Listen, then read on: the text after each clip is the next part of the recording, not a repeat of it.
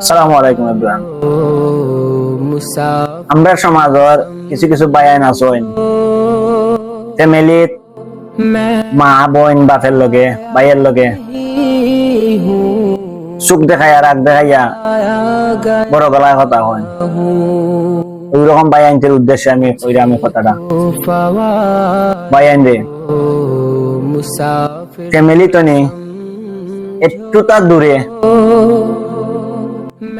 2-3 মাস একটা দেখো ফ্যামিলি ছাড়া আর মা ছাড়া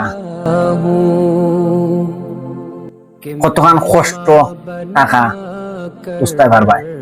सताया गया हूँ कि मेहमान बना कर सताया